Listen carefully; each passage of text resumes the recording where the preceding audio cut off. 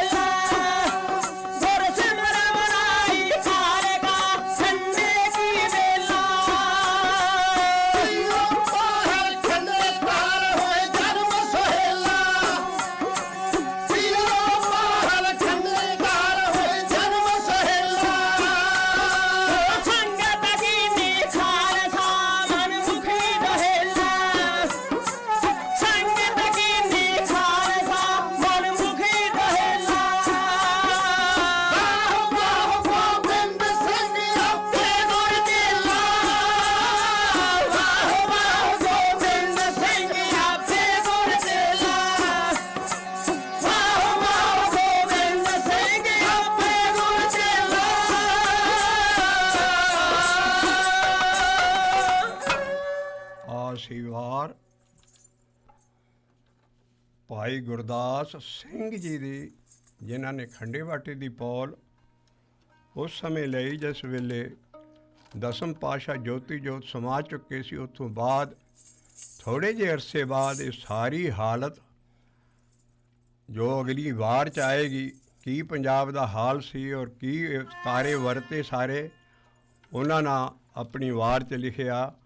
ਔਰ ਇਸ ਵਾਰ ਦੇ ਵਿੱਚ ਆਇਆ ਹਰ ਸੱਚੇ ਤਖਤ ਰਚਾਇਆ। ਇਸੇ ਕਰਕੇ ਜਿਹੜਾ ਤਖਤ ਅਨੰਦਪੁਰ ਸਾਹਿਬ ਦਾ, ਉਹਦਾ ਨਾਂ ਹੀ ਤਖਤ ਕੇਸਗੜ੍ਹ ਸਾਹਿਬ ਹੈ। ਉੱਥੇ ਕੇਸਾਂ ਦੀ ਐਸੀ ਮਹੱਤਤਾ ਦੱਸੀ ਵੀ ਜਿਹੜੇ ਵੀ ਦੀਖਿਆ ਦੇਣਗੇ, ਖੰਡੇ ਬਾਟੇ ਦੀ ਪੌਲ ਦੇਣਗੇ, ਉਹ ਕੇਸਧਾਰੀ ਜ਼ਰੂਰ 5 ਸਿੱਖ ਹੋਣੇ ਚਾਹੀਦੇ। ਕੇਸ ਰੱਖਣਗੇ ਸਾਬਤ ਸੂਰਤ, ਔਰ ਇਹ ਬਾਣੀ ਤੋਂ ਬਾਹਰ ਨਹੀਂ ਹੈ। ਮਹੱਲੇ ਪੰਜਵੇਂ ਦੀ ਬਾਣੀ ਆਉਂਦੀ ਹੈ, ਅੱਲੋ ਅਗਮ ਖੁਦਾਈ ਬੰਦੇ ਛੋੜ ਖਿਆਲ ਦੁਨੀਆ ਕੇ ਧੰਦੇ। ਉਹਦੇ 'ਚ ਆਉਂਦਾ ਹਦੀਸ ਦਾ ਨਾਂ ਔਰ ਗਾਉਂ ਦਾ ਸਾਬਤ ਸੂਰਤ ਦਸਤਾਰ ਸਰਾ। ਮੁਗਲਾਂ ਦੀ ਬਾਦਸ਼ਾਹੀ ਹਕੂਮਤ 'ਚ ਇੱਕ ਕੁੱਲਾ ਪਗੜੀ ਬੰਨ੍ਹਣ ਵਾਲਾ ਨਾਲ ਵਜ਼ੀਫਾ ਇੱਕ ਰੈਂਕ ਸੀ, ਔਰ ਉਹਨੂੰ ਦਸਤਾਰ ਸਰਾ ਸਰਦਾਰ ਕਿਹਾ ਜਾਂਦਾ ਸੀ। ਇਸ ਕਰਕੇ ਮਹਾਰਾਜ ਦੀ ਬਾਣੀ ਕਹਿੰਦੀ ਹੈ ਵੀ ਉੱਤੇ ਦਸਤਾਰ ਰੱਖ ਲੈਣੀ, ਅੰਦਰ ਕੇਸ ਨਾ ਹੋਣੇ, ਉਹ ਦਸਤਾਰ ਸਰਾ ਨਹੀਂ ਹੈ। ਦਸਤਾਰ ਸਰਾ ਦਾ ਮਤਲਬ ਹੈ ਰੈਂਕ ਸੀ ਮੁਗਲਾਂ ਦਾ, ਸਾਡਾ ਦਸਤਾਰ ਸਰਾ ਕੀ ਹੈ? ਸਾਬਤ ਸੂਰਤ ਰਹਿਣੀ। ਕੇਸਾਂ ਦੀ ਮਹੱਤਤਾ, ਕੇਸਗੜ੍ਹ ਸਾਹਿਬ ਦਾ ਨਾਂ ਹੀ ਤਦੇ ਪਿਆ ਇਸ ਤਖਤ ਦਾ, ਤਖਤ ਕੇਸਗੜ੍ਹ ਸਾਹਿਬ। ਔਰ ਉੱਥੋਂ ਅਗਲਾ ਜਿਹੜਾ ਕਾਰਾ ਵਰਤਿਆ, ਪੀਓ ਪਹੁਲ ਖੰਡੇ ਧਾਰ ਹੋਏ ਜਨਮ ਸੁਹੇਲਾ। ਸਾਰੀ ਬਾਣੀ 'ਚ ਪੀਓ ਪਹੁਲ ਖੰਡੇ ਧਾਰ ਨਹੀਂ ਆਏਗਾ। ਬਾਣੀ 'ਚ ਲਫ਼ਜ਼ 23 ਵਾਰੀ ਆਇਆ ਇਹਦੇ ਲਈ ਦੀਖਿਆ। ਔਰ ਅਸੀਂ ਆਮ ਜਾਣਦੇ ਹਾਂ ਭਈ ਕਵਣ ਤਰਾਜੀ ਕਵਣ ਤੁਲਾ ਤੇਰੇ ਕਵਣ ਸੁਰਾਖ ਬੁਲਾਵਾਂ, ਕਵਣ ਗੁਰੂ ਕਹਿ ਪੈ ਦੀਖਿਆ ਲੇਵਾਂ। ਇਹ ਦੀਖਿਆ ਲੈਣੀ ਰਸਮ ਹੈ ਜਿਹੜੀ ਕਿ ਹਰ ਮਜ਼ਹਬ 'ਚ ਹੈ। ਕ੍ਰਿਸਚੀਅਨਿਟੀ 'ਚ ਇਹਨੂੰ ਬੈਪਟਿਜ਼ਮ ਕਹਿੰਦੇ ਹੈ। ਮੁਸਲਮਾਨਾਂ 'ਚ ਕਲਮਾ ਪੜ੍ਹਾਉਂਦੇ ਆ, ਲਾ ਇਲਾਹਾ ਇল্ਲਾল্লাহ ਮੁਹੰਮਦ ਰਸੂਲullah। ਸਾਡੇ ਰਿਸ਼ੀ ਮੁਨੀਆਂ ਤੋਂ ਜਿਹੜੀ ਚੀਜ਼ ਆਈ, ਗੁਰੂ ਕੋਲੋਂ ਜਿਹੜਾ ਗੁਰਮੰਤਰ ਲੈਣਾ ਹੈ, ਉਹ ਰਸਮ ਅਦਾ ਕਰਨੀ ਹੈ, ਉਹਨੂੰ ਦੀਖਿਆ ਲੈਣੀ ਕਹਿੰਦੀ। ਔਰ 23 ਵਾਰੀ ਲਫ਼ਜ਼ ਬਾਣੀ 'ਚ ਦੀਖਿਆ ਪੀਵੋ ਪੌਲ ਖੰਡੇ ਤਾਰ ਦੀ ਜਗ੍ਹਾ ਆਏਗਾ। ਕਿਉਂ? 9 ਗੁਰੂਆਂ ਤੱਕ ਇਹ ਰਸਮ ਕੰਨ 'ਚ ਮੰਤਰ ਦਿੰਦੇ ਸੀ ਸਾਰੇ ਗੁਰੂ, ਔਰ ਆਖ ਕੇ ਦੱਸ ਦਿੰਦੇ ਸੀ ਵੀ ਆਹ ਜਪਣਾ ਚੀਜ਼। ਔਰ ਨਾਲ ਗਿਆਨ ਸ਼ਬਦ ਹੈ ਵੀ ਇਸ ਤਰ੍ਹਾਂ ਗੁਰੂ ਦੇ ਗਿਆਨ ਨਾਲ ਜਪੋ। ਔਰ ਗੁਰੂ ਦਾ ਜਿਹੜਾ ਗੁਰਮੰਤਰ ਦੇਵੇਗਾ ਉਹ ਪਰਮੇਸ਼ਰ ਦਾ ਨਾਮ ਹੋਏਗਾ, ਕਿਸੇ ਦੇਵਤੇ ਦਾ ਨਹੀਂ, ਕਿਸੇ ਬੰਦੇ ਦਾ ਨਹੀਂ, ਇਨਸਾਨ ਦਾ ਨਹੀਂ। ਇਸ ਕਰਕੇ ਉਹ ਜਿਹੜਾ ਬਾਬੇ ਨਾਨਕ ਨੇ ਕੰਮ ਕਿਉਂ ਸ਼ੁਰੂ ਕੀਤਾ? ਕਿਉਂਕਿ ਬ੍ਰਾਹਮਣ ਹੀ ਇਹ ਸਾਰੇ ਕੰਮ ਕਰਦਾ ਸੀ। ਚੌਕੜ ਮੁੱਲ ਅਣਾਇਆ ਬਹਿ ਚੌਂਕੇ ਪਾਇਆ, ਸਿੱਖਾਂ ਕੰਨ ਚੜ੍ਹਾਈਆਂ ਗੁਰ ਬ੍ਰਾਹਮਣ ਥਿਆ। ਬਾਬੇ ਨਾਨਕ ਨੇ ਆਪ ਆਪਣੀ ਆਸਾ ਦੀ ਵਾਰ 'ਚ ਲਿਖਿਆ ਵੀ ਇਹ ਗੁਰੂ ਰੱਬ ਬਣਿਆ ਬੈਠਾ ਸੀ ਬ੍ਰਾਹਮਣ। ਔਰ ਕਿ ਇਹਦੇ ਬਗੈਰ ਕੋਈ ਹੋਰ ਜਾਤ ਦਾ ਬੰਦਾ ਮੰਤਰ ਨਹੀਂ ਦੇ ਸਕਦਾ ਸੀ ਪਰਮੇਸ਼ਰ ਦਾ ਨਾਮ, ਦੀਖਿਤ ਨਹੀਂ ਸੀ ਕਰ ਸਕਦਾ ਕਿਸੇ ਨੂੰ। ਤੋ ਗੁਰ ਬ੍ਰਾਹਮਣ ਥਿਆ, ਬਾਣੀ ਆਈ ਬਾਹਮਣ ਗੁਰੂ ਹੈ ਜਗਤ ਕੋ, ਭਗਤਨ ਕੋ ਗੁਰ ਨਾਹੇ। ਔਰ ਗੁਰੂ ਨਾਨਕ ਨੇ ਆਪ ਇਹ ਰਸਮ ਫਿਰ ਸ਼ੁਰੂ ਕੀਤੀ, ਜਿਹਦੀ ਵਿਟਨੈਸ ਸਾਦੀ ਭਰਦੇ ਹੈ। ਮਹੱਲਾ ਦੂਜਾ, ਗੁਰੂ ਅੰਗਦ ਸਾਹਿਬ ਆਹ ਸ਼ਲੋਕ ਲਿਖ ਕੇ ਦੀਖਿਆ ਆਖ ਬੁਝਾਇਆ, ਸਿਫਤੀ ਸੱਚੇ ਸਮਿਓ ਤਿੰਨ ਕੋ ਕਿਆ ਉਪਦੇਸੀਏ ਜਨ ਗੁਰ ਨਾਨਕ ਦਿਓ। ਤੋ ਗੁਰੂ ਨਾਨਕ ਨਾ, ਗੁਰੂ ਅੰਗਦ ਸਾਹਿਬ ਲਿਖਦੇ, ਮੇਰੀ ਦਸ਼ਾ ਪਲਟ ਗਈ। ਮੇਰੇ ਗੁਰੂ ਨਾਨਕ ਨਾ ਆਪ ਮੇਰੇ ਕੰਨ 'ਚ ਮੰਤਰ ਦਿੱਤਾ, ਕਿਉਂਕਿ ਬਾਣੀ 'ਚ ਆਉਂਦਾ ਗੁਰਮੰਤਰ ਦਿਓ ਹਰ ਕਾਨ। ਇਹ ਬਾਹਮਣ ਕਰਦਾ ਸੀ, ਕੰਨਾ ਮੰਨਾ ਕੁਰ, ਤੂੰ ਮੇਰਾ ਚੇਲਾ ਤੇ ਮੈਂ ਤੇਰਾ ਗੁਰ। ਪਰ ਇਹ ਬਾਣੀ ਬ੍ਰਾਹਮਣ ਨੂੰ ਨਹੀਂ, ਕਿਉਂ? ਨੀਵੀਂ ਜਾਤ ਨੂੰ ਮੰਤਰ ਨਹੀਂ ਸੀ ਦਿੰਦੇ, ਸ਼ੂਦਰ ਨੂੰ ਮੰਤਰ ਲੈਣ ਦਾ ਹੱਕ ਨਹੀਂ ਸੀ। ਇਸ ਕਰਕੇ ਬ੍ਰਾਹਮਣ ਸਿਰਫ ਖੱਤਰੀ ਨੂੰ, ਉੱਚੀਆਂ ਜਾਤਾਂ ਨੂੰ ਮੰਤਰ ਦਿੰਦਾ ਸੀ। ਸ਼ੂਦਰ ਵਿਚਾਰੇ ਨੂੰ ਮੰਤਰ ਸੁਣ ਨਹੀਂ ਸਕਦਾ। ਯੁੱਗਾਂ ਯੁੱਗਾਂ ਵੀ ਚੱਲਿਆ, ਜੇ ਸ਼ੂਦਰ ਮੰਤਰ ਸੁਣ ਲਿਓ ਉਹਦੇ ਕੰਨਾਂ 'ਚ ਸਿੱਕਾ ਢਾਲ ਕੇ ਪਾ ਦਿਓ ਰੇਚਾਂ ਨੂੰ।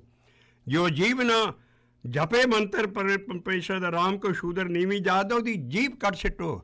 ਜੇ ਫਿਰ ਮੈਂ ਨਾ ਹਟੇ, ਵਾਈਟ ਐਂਡ ਬਲੈਕ ਚੀਜ਼ਾਂ ਲਿਖੀਆਂ ਪਈਆਂ ਇਹਨਾਂ ਦੇ ਸ਼ਾਸਤਰਾਂ ਵੇਦਾਂ 'ਚ ਵੀ ਜੇ ਸ਼ੂਦਰ ਨੂੰ ਮੰਤਰ ਕੋਈ ਦੇ ਗਿਆ ਔਰ ਉਹਨੇ ਸੁਣ ਲਿਆ, ਉਹਦੇ ਕੰਨ ਬੰਦ ਕਰ ਦਿਓ ਸਦਾ ਲਈ। ਜੇ ਜੀਭ ਨਾ ਜਪਣਾ ਸੁਣ ਲਓ, ਉਹਦੀ ਜੀਭ ਕੱਟ ਸਿੱਟੋ। ਰਾਮਚੰਦਰ ਦੇ ਵੇਲੇ ਜੀਭਾਂ ਕੱਟੀਆਂ ਗਈਆਂ। ਔਰ ਉਸ ਤੋਂ ਬਾਅਦ ਉਹਨਾਂ ਨੇ ਕਿਹਾ ਵੀ ਜੇ ਫੇਰ ਮੈਂ ਨਾ ਹਟੇ, ਫਿਰ 1.5 ਗਿੱਠ ਦਾ ਕਿੱਲਾ ਉਹਦੇ ਸੰਗ 'ਚ ਗੱਡ ਦਿਓ। ਤਾਂ ਬਾਬੇ ਨਾਨਕ ਨੇ ਚੀਜ਼ ਆਈ। ਔਰ ਬਾਣੀ 'ਚ ਆਇਆ ਖੱਤਰੀ ਬ੍ਰਾਹਮਣ ਸੂਦ ਵੈਸ ਕੋ ਜਾਪੇ ਹਰ ਮੰਤਰ ਜਪੈਣੀ, ਗੁਰ ਸਤਿਗੁਰ ਪਾਰ ਬ੍ਰਹਮ ਕਰ ਪੂਜੋ, ਹਰ ਸੇਵੋ ਦਿਨ ਸਭ ਰਹਿਣੀ। ਤੋ ਗੁਰੂਆਂ ਨੇ ਬਾਣੀ ਦਿੱਤੀ ਵੀ ਕੋਈ ਵੀ ਜਾਤ ਦਾ ਬੰਦਾ ਉੱਚਾ ਨੀਵਾਂ ਨਹੀਂ ਹੈ, ਬਲਕਿ ਜਪ ਕਹਿਤਾ ਨਾਨਕ ਉਤਮ ਨੀਚ ਨਾ ਕੋਏ। ਇਸ ਕਰਕੇ ਸਾਰਾ ਉਹ ਥੀਮ ਚੱਲ ਰਿਹਾ ਵੀ ਬਾਬੇ ਨਾਨਕ ਨੇ ਤਾਂ ਮਜਬੂਰ ਹੋ ਕੇ, ਪਰ ਆਪ ਸਦਾ ਹੀ ਗੁਰੂਆਂ ਨੇ ਗੁਰੂ ਬਣ ਕੇ ਬਾਣੀ ਨਹੀਂ ਲਿਖੀ। ਰੱਬ ਦਾ ਲਾਲੇ ਗੋਲੇ ਹੋ ਕੇ ਸਤਿਗੁਰ ਦੀ ਬਾਣੀ ਉੱਤੋਂ ਆਈ। ਔਰ ਉਹਨਾਂ ਨੇ ਫਿਰ ਇਹ ਮੰਤਰ ਦੇਣਾ ਸ਼ੁਰੂ ਕੀਤਾ ਵੀ ਬਾਹਮਣ ਚੌਹਾਂ ਕੌਡੀਆਂ ਦਾ ਉਹਨੂੰ ਲਿਆ ਕੇ, ਸੂਤ ਲਿਆ ਕੇ ਗਲ 'ਚ ਪਾ ਦਿੰਦਾ। ਤੋ ਚੌਕੜ ਮੁੱਲ ਅਣਾਇਆ ਬਹਿ ਚੌਂਕੇ ਪਾਇਆ, ਸਿੱਖਾ ਕੰਨ ਚੜ੍ਹਾਈਆਂ। ਫਿਰ ਉਹ ਕੰਨ ਦੇ ਵਿੱਚ ਮੰਤਰ ਫੂਕਦਾ ਸੀ। ਗੁਰੂਆਂ ਮਹਾਰਾਜਾ ਨੇ 9 ਪਾਤਸ਼ਾਹੀਆਂ ਤੇ ਇੱਕ ਮੰਤਰ ਕੰਨ 'ਚ ਮਿਲਦਾ ਰਿਹਾ। ਲੇਕਿਨ 10ਮ ਪਾਤਸ਼ਾਹ ਨੇ ਜੋ ਇਹਦੀ ਚੇਂਜ ਲਿਆਂਦੀ, ਉਹ ਇਸ ਵਾਰ ਦੇ ਹਿਸਾਬ ਨਾਲ ਲਿਆਂਦੀ ਵੀ ਪੀਵੋ ਪੌਲ ਖੰਡੇ ਧਾਰ ਔਰ 5 ਕੋਲੋਂ ਮੰਤਰ ਲਾਓ। ਪਿਛਲੇ ਗੁਰੂਆਂ ਤੋਂ ਬਾਅਦ ਉਹਨਾਂ ਨੇ ਦੇਖਿਆ ਵੀ ਮਾਰਸ਼ਲ ਸਪਿਰਿਟ ਪੜ੍ਹਨੀ ਕੌਮ 'ਚ, ਔਰ 5 ਜਿਹੜੇ ਹੈ ਪਿਛਲੇ ਗੁਰੂਆਂ ਨੇ ਕੰਨਾਂ 'ਚ ਦਿੱਤਾ ਸਾਰਾ। ਲੇਕਿਨ 10ਮ ਪਾਤਸ਼ਾਹ ਨੇ ਥੋੜ੍ਹੀ ਜਿਹੀ ਚੇਂਜ ਲਿਆਂਦੀ ਵੀ ਇਹ ਮੰਤਰ 5 ਕੋਲੋਂ ਲਾਓ। ਆਪ ਗੋਡਿਆਂ ਭਾਰ ਹੋ ਕੇ 5 ਕੋਲ ਮੰਤਰ ਲਿਆ। ਔਰ ਸਿੰਘਾਂ ਦਾ ਨਾਂ ਸਿੰਘ ਰਖਾਇਆ, ਬੀਬੀਆਂ ਦਾ ਨਾਂ ਕੌਰ ਰਖਾਇਆ। ਕੌਰ ਉਹ ਹੁੰਦਾ ਜਿਹਨੇ ਅਗਲੀ ਵਾਰੀ ਸਾਹਿਬਜ਼ਾਦੇ ਨਾਲ ਤਖਤ 'ਤੇ ਬੈਠਣਾ ਹੁੰਦਾ ਸੀ। ਹਵੇਲੀ ਕੌਰ ਸਾਹਿਬ ਦੀ ਜਾਂ ਕੌਰ ਸਾਹਿਬ ਉਹ ਹੁੰਦਾ ਸੀ ਜਿਹਨੇ ਗਾਂ ਰਾਜੇ ਤੋਂ ਬਾਅਦ ਗੱਦੀ 'ਤੇ ਬੈਠਣਾ ਸੀ। ਮਹਾਰਾਜ ਨੇ ਬੀਬੀ ਦਾ ਨਾਂ ਕੌਰ ਰੱਖਿਆ ਵੀ ਇਹ ਕੌਰ ਸਾਹਿਬ ਹੋਣਗੇ ਸਾਡੀਆਂ, ਔਰ ਸਿੰਘਾਂ ਨੂੰ ਸਿੰਘਾਂ ਦਾ ਸ਼ੇਰਾਂ ਦਾ ਨਾਂ ਦਿੱਤਾ। ਇਸ ਕਰਕੇ ਆ ਜਿਹੜੀ ਵਾਰ ਹੈ ਇਹ ਭਾਈ ਗੁਰਦਾਸ ਸਿੰਘ ਲਿਖ ਰਿਹਾ ਹੈ। ਉਹ ਜਿਹੜੇ ਪਹਿਲੇ ਭਾਈ ਗੁਰਦਾਸ ਸਾਹਿਬ ਨੇ ਉਹਨਾਂ ਨੇ ਹੋਰ ਵਾਰਾਂ ਲਿਖੀਆਂ, ਲੇਕਿਨ ਇਹ ਸਿੰਘ ਹੈ ਕੋਈ ਐਸਾ ਹਿਸਟੋਰੀਅਨ ਜਿਹੜਾ ਵਾਕਿਆ ਦੇਖ ਰਿਹਾ। ਔਰ ਇਸ ਵਾਰ ਨੂੰ ਹੁਣ ਧਿਆਨ ਨਾਲ ਸੁਣੋ, ਔਰ ਇੱਥੇ ਅਖੀਰ 'ਤੇ ਆਣ ਕੇ ਅਸੀਂ ਫੇਰ ਯਾਦ ਕਰਾਂਗੇ ਵੀ ਇਹ ਜਿਹੜਾ ਆਪੇ ਗੁਰ ਚੇਲਾ ਦਾ ਕੀ ਮਤਲਬ ਹੈ। ਦੀਖਿਆ ਦੀ ਰਸਮ ਜਿਹੜੀ ਚੇਂਜ ਕੀਤੀ ਹੈ ਸਾਰੀ, ਔਰ ਉਹ ਕਿੱਥੋਂ ਅਸੀਂ ਬਾਣੀ ਦੇ ਹਿਸਾਬ ਦੇ ਨਾਲ ਸਭ ਕੁਛ ਹੋਇਆ। ਇੱਕ ਵਾਰ ਫੇਰ ਸੁਣੋ ਜਰਾ।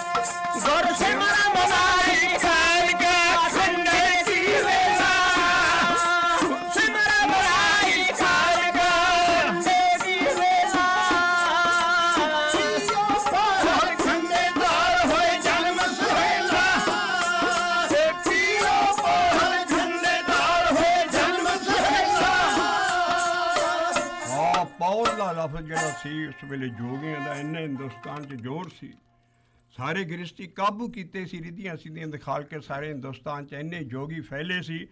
ਮਹਾਰਾਜ ਨਾ ਉਹ ਪੌਲ ਕਿੱਦਾਂ ਦਿੰਦੇ ਸੀ, ਜਿਹਨੂੰ ਜੋਗੀ ਮੁੰਦਰਾਂ ਵਾਲਾ ਬਣਾਉਣਾ ਹੁੰਦਾ ਸੀ ਉਹਨੂੰ ਜ਼ਮੀਨ 'ਚ ਅੱਧਾ ਗੱਡ ਕੇ ਚੰਗੀ ਤਰ੍ਹਾਂ ਮਿੱਟੀ ਕੁੱਟ ਕੇ, ਜਿੱਦਾਂ ਕਿੱਲਾ ਨੱਪੀਦਾ ਮੱਝ ਦਾ ਵੀ ਉਖੜ ਨਾ ਜਾਏ, ਜੋਗੀ ਨੂੰ ਅੱਧਾ ਖੜਾ ਕਰਕੇ ਫਿਰ ਉਹਦੇ ਕੰਨ ਪਾੜਦੇ ਸੀ ਅਤੇ ਸ਼ੀਸ਼ੇ ਦਾ ਬਲੌਰ ਪਾਉਂਦੇ ਸੀ, ਜਿਹਨੂੰ ਕਹਿੰਦੇ ਸੀ ਮੁੰਦਰਾਂ ਵਾਲਾ ਜੋਗੀ।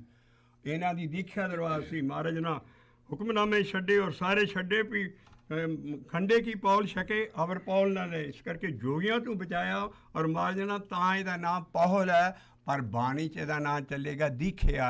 ਇਹੋ ਅਸੀਂ ਚੀਜ਼ਾਂ ਦੱਸਣੇ ਚਾਹੁੰਦੇ ਹਾਂ।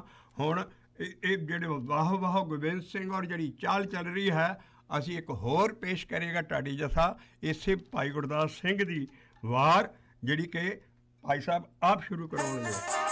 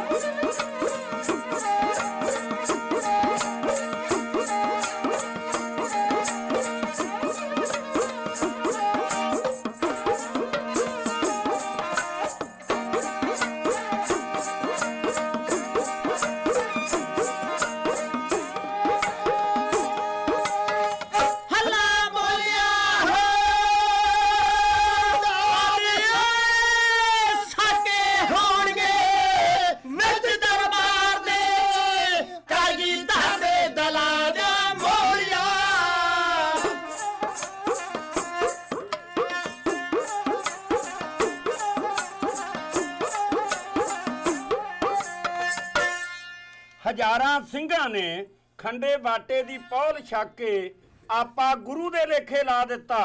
ਇਸ ਦਾ ਜ਼ਿਕਰ ਵੀ ਭਾਈ ਗੁਰਦਾਸ ਸਿੰਘ ਕਰਦੇ ਹਨ।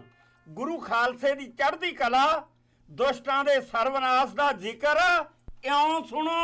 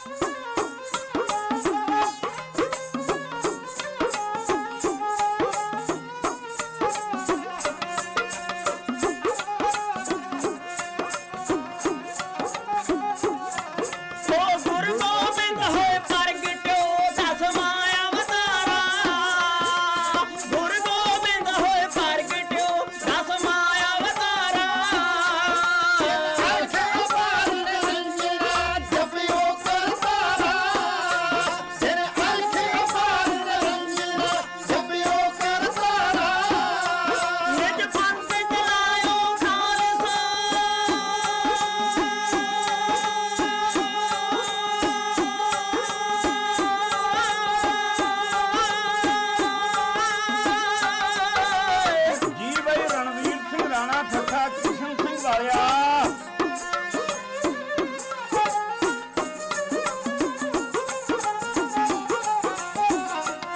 ਨਿਜ ਪੰਥ ਚਲਾਇਓ ਖਾਲਸਾ ਧਰਤੀ ਦੇ ਕਰਾਰਾ ਨਿਜ ਪੰਥ ਚਲਾਇਓ ਖਾਲਸਾ ਧਰਤੀ ਦੇ ਕਰਾਰਾ ਦੇਸ ਪਿਆਰ ਦਾ ਖੜਗ ਕੋ ਸਭ ਦੁਸ਼ਟ ਪਛਾੜਾ ਦੇਸ ਪਿਆਰ ਦਾ ਖੜਗ ਕੋ ਸਭ ਦੁਸ਼ਟ ਪਛਾੜਾ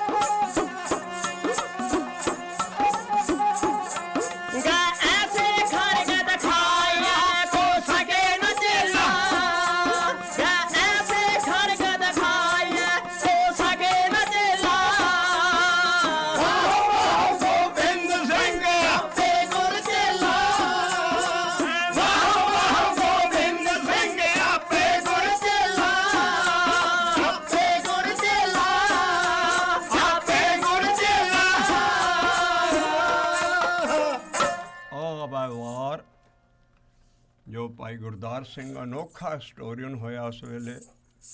ਤਾਜ਼ੇ ਤਾਜ਼ੇ ਸਾਕੇ ਸਾਹਮਣੇ ਦੇਖ ਰਿਹਾ ਸੀ ਔਰ ਉਹਨਾਂ ਨੇ ਵਾਰ ਰਚੀ। ਇਹਦੇ ਜਿਹੜੇ ਵਿਚਲੇ ਜਿਹੜੀਆਂ ਸਾਧੀਆਂ ਪਰਦੇ ਨੇ ਵੀ ਕੇਸ ਧਾਰ, ਜਿੰਨੇ ਵੀ ਸਿੰਘ ਸੀ ਸਾਰੇ ਕੇਸਾਂ ਧਾਰੀ, ਕੇਸ ਰੱਖ ਕੇ ਔਰ ਤਲਵਾਰ ਨੂੰ ਫੜ ਕੇ, ਖੜਗ ਨੂੰ, ਭਗੌਤੀ ਨੂੰ ਫੜ ਕੇ, ਸਭ ਦੁਸ਼ਟ ਪਿਸ਼ਾਰਾ ਇਹ ਜਿਹੜੇ ਸਿਰ 'ਤੇ ਕੇਸ ਧਾਰਨੇ ਹੈ। ਇਸੇ ਕਰਕੇ ਪਿੱਛੇ ਅਸੀਂ ਦੱਸ ਚੁੱਕੇ ਹਾਂ ਪਿਛਲੀ ਪੌੜੀ 'ਚ, ਤਖਤ ਦਾ ਨਾਂ ਹੀ ਤਖਤ ਕੇਸਗੜ੍ਹ ਸਾਹਿਬ ਹੈ। ਅਤੇ ਜਿਹੜੇ ਕੇਸ ਧਾਰੇ ਸੀ ਇਹਨਾਂ ਯੋਧਿਆਂ ਨੇ, ਉਹਦੀ ਇੱਕ ਐਸੀ ਮਿਸਾਲ ਕਰਮ ਸਿੰਘ ਹਿਸਟੋਰੀਅਨ ਦਿੰਦਾ ਹੈ। ਕਹਿੰਦਾ ਹੈ ਜਿਹੜਾ ਬਾਬਾ ਆਲਾ ਸੀ, ਜਿਹਨੇ ਨਵਾਬ ਕਪੂਰ ਸਿੰਘ ਦੇ ਜਥੇ ਕੋਲੋਂ ਖੰਡੇ ਦੀ ਪਹੁਲ ਲੈ ਕੇ ਆਪਣਾ ਨਾਂ ਆਲਾ ਸਿੰਘ ਰਖਾਇਆ, ਔਰ ਮਹਾਰਾਜਾ ਪਟਿਆਲਾ ਸੀ ਉਹਦੀ ਉਹ ਮਿਸਾਲ ਦਿੰਦਾ ਹੈ ਵੀ ਸਰਹੰਦ ਦੇ ਬਾਹਰ ਅਹਿਮਦ ਸ਼ਾਹ ਅਬਦਾਲੀ ਦੀਆਂ ਫੌਜਾਂ ਨਾਲ ਸਰਦਾਰਾਂ ਨੂੰ ਘੇਰ ਲਿਆ, ਪੁਰਾਣਿਆਂ ਨੂੰ, ਔਰ ਘੇਰਾ ਪਾ ਕੇ ਉਹਨਾਂ ਨੂੰ ਗ੍ਰਿਫਤਾਰ ਕੀਤੇ, ਔਰ ਵਿੱਚ ਬਾਬਾ ਆਲਾ ਜੀ ਵੀ ਗ੍ਰਿਫਤਾਰ ਹੋ ਗਏ, ਆਲਾ ਸਿੰਘ। ਅਹਿਮਦ ਸ਼ਾਹ ਅਬਦਾਲੀ ਘੋੜੇ 'ਤੇ ਚੜ੍ਹਿਆ, ਉਹਨੇ ਹੁਕਮ ਦਿੱਤਾ ਵੀ ਸਾਰਿਆਂ ਨੂੰ ਇੱਕ ਲਾਈਨ 'ਚ ਖੜ੍ਹ ਕੇ, ਉਹਨਾਂ ਦੇ ਪਿੱਛੇ ਹੱਥ ਬੱਧੇ ਸੀ, ਇੱਕ ਸ਼ਮਸ਼ੀਰ ਤੇਜ਼ ਦਿੱਤੀ ਉਹਨੇ ਜਲਾਦ ਨੂੰ, ਉਹਨੂੰ ਕਹੇ ਇੱਕ ਬੰਨਿਓ ਲੱਗ ਕੇ ਇਹਨਾਂ ਦੀਆਂ ਗਰਦਨਾਂ ਲਾਉਂਦਾ ਮੇਰੇ ਸਾਹਮਣੇ। ਉਸੇ ਤਰ੍ਹਾਂ ਉਹਨਾਂ ਨੇ ਕੀਤਾ, ਸਾਰੇ ਸਰਦਾਰਾਂ ਦੀਆਂ ਗਰਦਨਾਂ ਲੱਥਦੀਆਂ ਗਈਆਂ। ਉਹ ਘੋੜੇ 'ਤੇ ਦੇਖ ਰਿਹਾ ਸੀ। ਇਸ ਵੇਲੇ ਬਾਬੇ ਆਲੇ ਤੱਕ ਤਲਵਾਰ ਆਈ। ਅਹਿਮਦ ਸ਼ਾਹ ਅਬਦਾਲੀ ਕਹਿੰਦਾ, ਠਹਿਰੋ, ਮੈਨੂੰ ਰੱਜ ਕੇ ਦੇਖ ਲੈਣ ਦਿਓ, ਐਸਾ ਸੋਹਣਾ ਜਵਾਨ ਮੈਂ ਕਦੇ ਨਹੀਂ ਦੇਖਿਆ। ਐਡਾ ਤਕੜਾ ਬਾਬਾ ਆਲਾ, ਔਰ ਉਹਦੀ ਉੱਤੇ ਜੂੜਾ ਸਿਰ ਦੇ ਔਰ ਸਾਰੇ ਕੇਸ। ਉਹ ਕਹਿੰਦਾ ਇਹੋ ਜਿਹੇ ਇਨਸਾਨ ਨੂੰ ਦੁਨੀਆ ਤੋਂ ਨਾ ਗਾਇਬ ਕਰੋ, ਐਡਾ ਸੋਹਣਾ ਜਵਾਨ, ਕਿਉਂਕਿ ਉਹ ਬਹਾਦਰ ਸੀ ਆਪ। ਬਾਬਾ ਆਲੇ ਨੂੰ ਕਹਿਣ ਲੱਗੇ ਇਹ ਸਿੱਖ ਹੈ, ਇਹਦੇ ਕੇਸ ਮੁਨਸਿਟੋ ਬਾਸੀ ਨੂੰ ਛੱਡ ਦਿਓ ਖੁੱਲ੍ਹਾ, ਮੈਂ ਇਹਨੂੰ ਮਾਰਨਾ ਨਹੀਂ ਚਾਹੁੰਦਾ।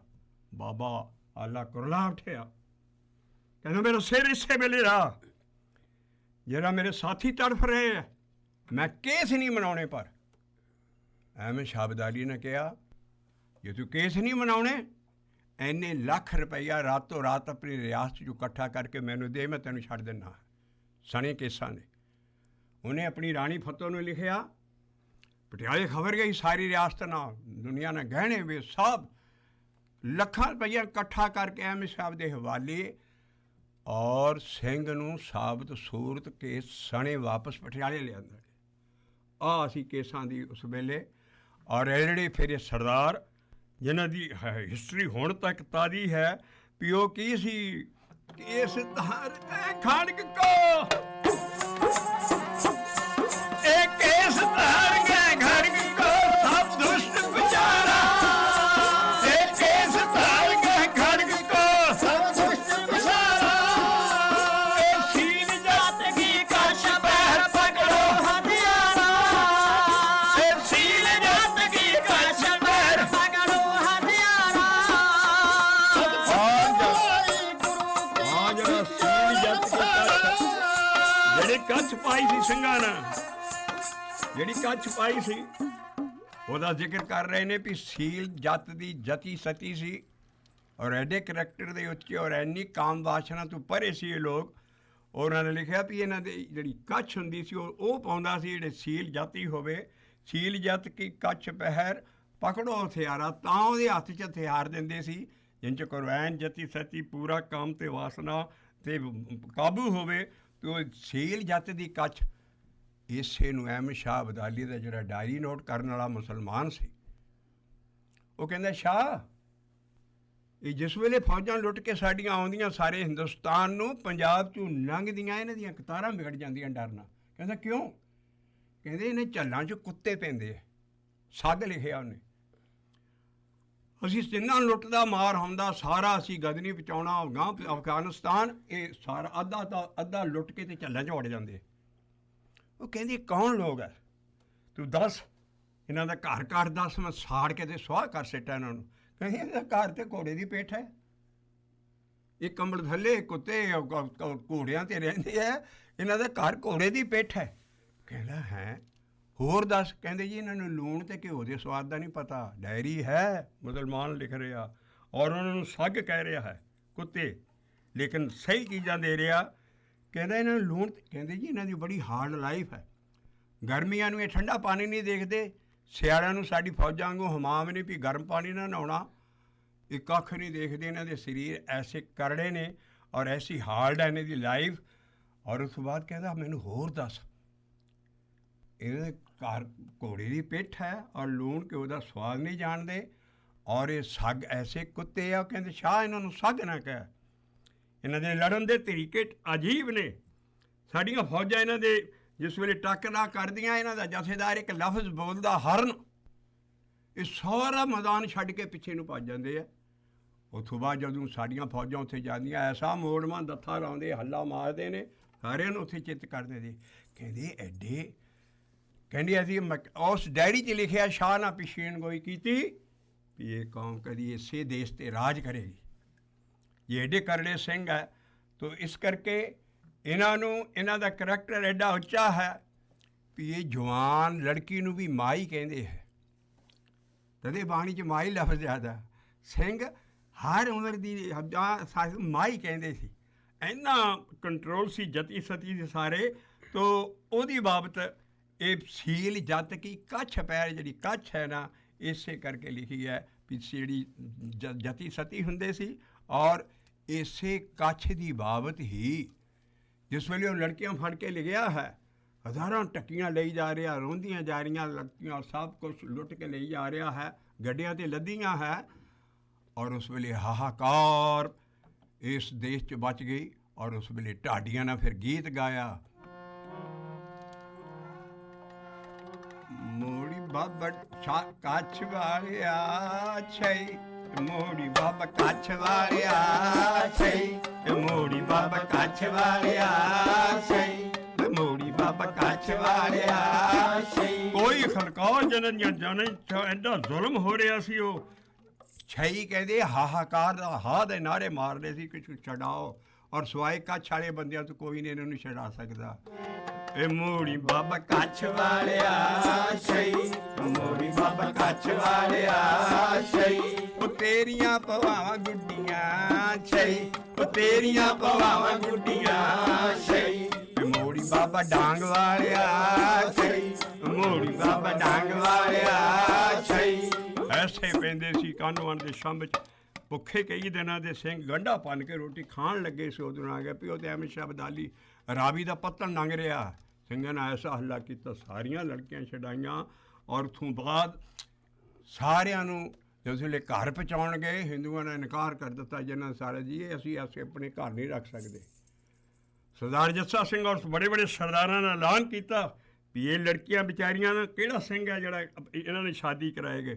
ਸਿੰਘਾਂ ਨੇ ਉਹਨਾਂ ਨੇ ਸ਼ਾਦੀ ਕਰਾ ਕੇ ਤੇ ਆਪਣੇ ਨਾਲ ਰੱਖੀਆਂ। ਘਰ ਵਾਲੇ ਉਹਨਾਂ ਨੂੰ ਐਡਾ ਕਾਰਾ ਵਰ ਚੁੱਕਾ ਸੀ, ਤਾਂ ਇਹ ਕੌਮ ਉੱਠੀ ਔਰ ਉਹਦੇ ਮੁਤਾਬਕ ਲਿਖਿਆ, ਸੀਲ ਜੱਤ ਕੀ ਕੱਛ ਪੈਰ ਪਕੜੋ ਹਥਿਆਰਾ, ਸੀਲ ਜੱਤ ਕੀ ਕੱਛ ਪੈਰ ਪਕੜੋ ਹਥਿਆਰਾ, ਇਹ ਸੱਚ ਫਤਿਹ ਬੁਲਾਈ ਗੁਰੂ ਕੀ, ਜੀਤੋ ਰਣ ਸਾਰਾ, ਸੱਚ ਫਤਿਹ ਬੁਲਾਈ ਗੁਰੂ ਕੀ।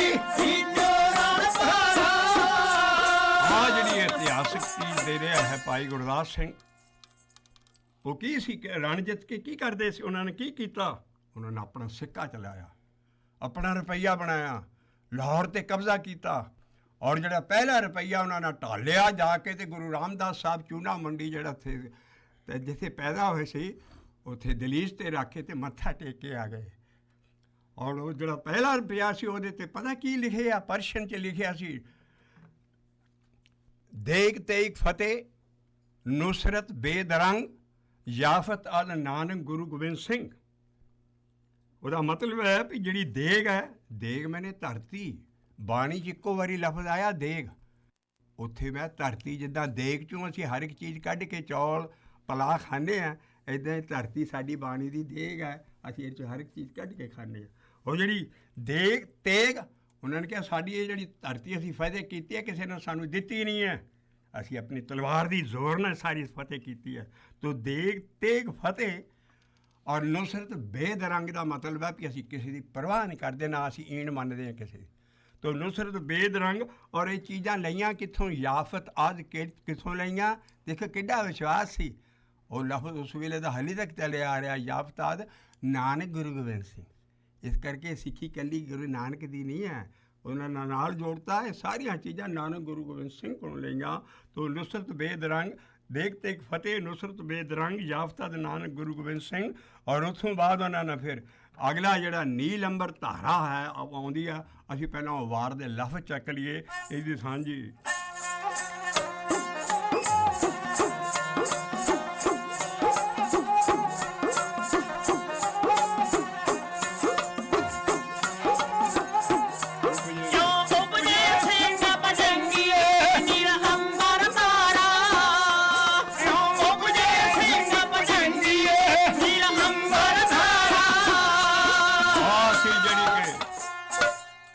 नील अंबर तारा ऐसी गुलामी सारे हिंदुस्तान च ना मुगलिया सल्तनत और ना पठाना ना पढ़ाई सी। दिल्ली दरबार का हुक्म सी ਜਿਹੜੀ ਸਰਕਾਰੀ ਰੁਪਈਆ ਹੋਵੇ ਮੋਹਰ ਕਹਿੰਦੇ ਸੀ ਉਹਨੂੰ, ਉਹ ਜੇ ਕਿਸੇ ਵੀ ਰਿਆਇਆ ਦੇ ਹੱਥ 'ਚ ਆਵੇ ਉਹਨੂੰ ਮੱਥੇ ਨਾ ਲਾਵੇ। ਦੂਸਰਾ ਹੁਕਮ ਕੱਢਿਆ ਕੋਈ ਵੀ ਹਿੰਦੂ ਘੋੜੇ ਤੇ ਨਹੀਂ ਚੜ ਸਕਦਾ। ਤੀਸਰਾ ਉਹਨਾਂ ਨੇ ਹੁਕਮ ਕੱਢਿਆ ਨੀਲਾ ਬਾਣਾ ਨਹੀਂ ਕੋਈ ਪਾ ਸਕਦਾ, ਕਿਉਂਕਿ ਉਹਨਾਂ ਦੀ ਡਰੈਸ ਸੀ ਨੀਲ ਬਸਤਰ ਪੈਰ ਹੋਏ ਪ੍ਰਵਾਨ ਭਾਖਿਆ ਕਾ ਕੋਠਾ ਬੱਕਰਾ ਖਾਏ। ਬਾਣੀ 'ਚ ਵੀ ਆਉਂਦਾ ਮੁਗਲ ਦਰਬਾਰ ਦਾ ਡਰੈਸ ਸੀ। ਔਰ ਬੜੇ ਬੜੇ ਜਰਨੈਲ ਪਾ ਸਕਦੇ ਸਿਰਫ ਨੀਲਾ ਬਾਣਾ। ਮਹਾਰਾਜ ਨੇ ਕਿਹਾ ਵੀ ਮੇਰਾ ਹਾਰ ਸਿੰਘ ਘੋੜਾ ਰੱਖੇਗਾ। ਔਰ ਉਹਨਾਂ ਨੇ ਐਲਾਨ ਕੀਤਾ ਸਿੰਘਾਂ ਨਾਲ ਲਫ਼ਜ਼ ਲਿਖੇ ਖਾਲਸਾ ਸੋ ਜੋ ਤੜੇ ਤੁਰੰਗ, ਖਾਲਸਾ ਸੋ ਜੋ ਕਰੇ ਜੰਗ। ਇਸ ਕਰਕੇ ਉਹਨਾਂ ਦੇ ਹੁਕਮ ਤੋਂ ਉਲਟ ਅਨੰਦਪੁਰ ਸਾਹਿਬ ਦੇ ਮੈਦਾਨ ਖੁੱਲ੍ਹੇ ਦੇ ਵਿੱਚ ਸਾਰੀਆਂ ਚੀਜ਼ਾਂ ਮਹਾਰਾਜ ਨੇ ਕਿਹਾ ਮੇਰਾ ਹਰ ਸਿੱਖ ਘੋੜੇ 'ਤੇ ਚੜ੍ਹੇਗਾ। ਔਰ ਜਿਹੜੀ ਤੇਰੀ ਮੋਹਰ ਹੈ ਮੇਰੇ ਸਿੰਘ ਨੂੰ ਹੁਕਮ ਆ ਉਹ ਜੁੱਤੀ ਨਾਲ ਛੁਆਏਗਾ। ਔਰ ਜੁੱਤੀ ਨਾਲ ਛੁਆਏਗਾ ਲੇਕਿਨ ਮੱਥੇ ਨੂੰ ਕੀ ਲਾਏਗਾ? ਮੱਥੇ ਲਾਏਗਾ ਕਿ ਗਰੀਬਾਂ ਦੀ ਜਿਹੜੀ ਤਾਤ ਹੈ ਸਰਬਲੋਹ ਨੂੰ ਮੱਥੇ ਨਾਲ ਲਾਏਗਾ। ਸਰਬਲੋਹ ਨੂੰ ਮੱਥਾ ਟੇਕੇਗਾ ਔਰ ਮੱਥੇ ਨੂੰ ਸਰਬਲੋਹ। ਤੇਰੀ ਜਿਹੜੀ ਮੋਹਰ ਹੈ ਮੇਰੇ ਸਾਰੇ ਹਾਲੀ ਤੱਕ ਭਾਈ ਸਾਹਿਬ ਜੀ ਪੁਰਾਤਨ ਨਿਹੰਗ ਸਿੰਘ ਰੇਲਵੇ ਲਾਈਨ 'ਤੇ ਪੈਰ ਨਹੀਂ ਰੱਖ ਕੇ ਚੱਲਦੇ। ਅਸੀਂ ਉਹ ਚੀਜ਼ਾਂ ਦੇ ਰਹੇ ਹਾਂ ਜਿਹੜੀਆਂ ਪੁਰਾਣੀਆਂ ਪਈਆਂ ਉਹ ਹਕੂਮਤ ਦੇ ਅਗੇਂਸਟ। ਔਰ ਸ਼ਿਕਾਗੋ ਦੇ ਵਿੱਚ ਲਾਇਬ੍ਰੇਰੀ 'ਚ ਹਾਲੇ ਤੱਕ ਇੱਕ ਅੰਗਰੇਜ਼ ਨੇ ਕਿਤਾਬ ਲਿਖੀ ਹੈ ਵੀ ਐਡਾ ਫਾਰ ਸਾਈਟਡ ਗੁਰੂ ਗੋਬਿੰਦ ਸਿੰਘ ਪੰਜਾਬ 'ਚ ਇੱਕ ਹੋਇਆ ਜਿਹਨੇ ਆਇਰਨ ਦੀ ਬਰਤਨ ਚਲਾਏ ਔਰ ਜਿਹੜਾ ਖਾਣ ਦੇ ਵਿੱਚ ਸਾਨੂੰ ਆਇਰਨ ਮਿਲਣਾ ਉਹ ਉਹਨੇ ਚਲਾਤਾ। ਔਰ ਕਿਹਾ ਉਹ ਪੰਜਾਬ ਦੇ ਵਿੱਚ ਗੁਰੂ ਸਾਰੇ ਲੋਹੇ ਵਰਤਦੇ। ਤੋ ਇਸ ਕਰਕੇ ਲੋਹੇ ਨੂੰ ਮੱਥੇ ਨਾਲ ਲਾਉਣਾ, ਉਹਨਾਂ ਦੀ ਮੋਹਰ ਨੂੰ ਜੁੱਤੀ ਕਿੱਡਾ ਵੱਡਾ ਦਲੇਰੀ ਦਾ ਕੰਮ ਆ ਉਸ ਵੇਲੇ ਹਕੂਮਤ 'ਚ। ਤਾਂ ਇਹ ਸਾਰੇ ਵੈਰੀ ਹੋ ਗਏ ਸੀ। ਇਸ ਕਰਕੇ ਦਿੱਲੀ ਦਰਬਾਰ ਦੇ ਸਾਰੇ ਹੁਕਮ ਮਹਾਰਾਜ ਨੇ ਮੋੜੇ ਮੋਹਰ ਨੂੰ ਜੁੱਤੀ ਲਾਈ ਔਰ ਘੋੜੇ 'ਤੇ ਚੜ੍ਹਨਾ ਸਿਖਾ ਲਿਆ ਸਾਰਿਆਂ ਨੂੰ। ਔਰ ਉਸ ਤੋਂ ਬਾਅਦ ਮਹਾਰਾਜ ਨੇ ਨੀਲਾ ਬਾਣਾ ਪਾਇਆ। ਕਹਿੰਦੇ ਮੇਰਾ ਹਰ ਸਿੰਘ ਹੀ ਨੀਲਾ ਬਾਣਾ ਪਾਏਗਾ।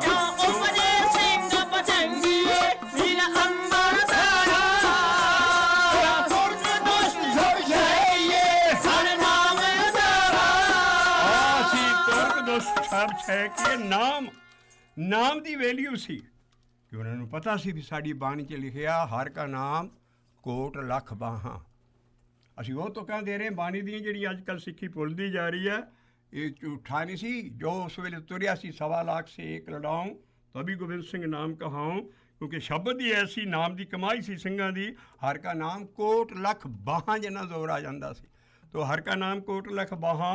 ਔਰ ਉਸ ਵੇਲੇ ਫਿਰ ਮਹਾਰਾਜ ਨਾ ਐਸਾ ਕੋਈ ਸਿੰਘਾਂ 'ਚ ਹਮੇਸ਼ਾ ਹੀ ਨਾਮ ਜਪਤੇ ਲੜਦੇ ਸੀ। ਹਜ਼ਾਰਾਂ ਸਿੰਘ ਝੱਲਾਂ 'ਚ ਬੈਠ ਕੇ ਜਿਸ ਵੇਲੇ ਨਾਮ ਜਪਦੇ ਸੀ ਉਸ ਵੇਲੇ ਕੀ ਹੁੰਦਾ ਸੀ?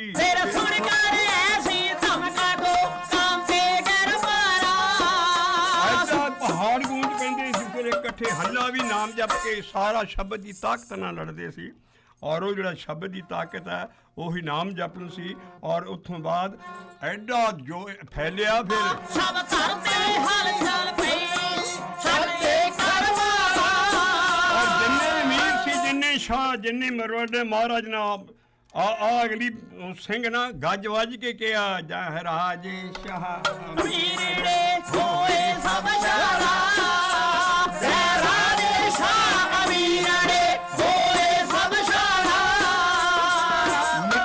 ਮਿੱਟੀ 'ਚ ਮਿਲਾ ਕੇ ਰੱਖ ਦਿੱਤੇ ਜਿੰਨੇ ਸੁਲਤਾਨ ਜਿੰਨੇ ਨਵਾਬ ਪੰਜਾਬ ਦੇ ਜਿੰਨੇ ਸਾਰੇ ਸੀ। ਇੱਥੇ ਤੱਕ ਕਿ ਅਫਗਾਨਿਸਤਾਨ ਆ ਕਾਬਲ ਜਿਹੜਾ ਪਤਾ ਨਹੀਂ ਸੀ ਹੁੰਦਾ ਅਮਰੀਕਾ ਕੋਲੋਂ ਵੀ ਇਹ ਸਾਡਾ ਕੈਪੀਟਲ ਸੀ ਮਹਾਰਾਜਾ ਰਣਜੀਤ ਸਿੰਘ ਦੇ ਰਾਜ ਦਾ। ਔਰ ਉੱਥੇ ਝੰਡਾ ਉਤਲਾ ਕਰਕੇ ਦर्रा ਖੈਬਰ ਬੰਦ ਕੀਤਾ, ਹੱਲੇ ਆਉਣੇ ਬੰਦ ਕੀਤੇ।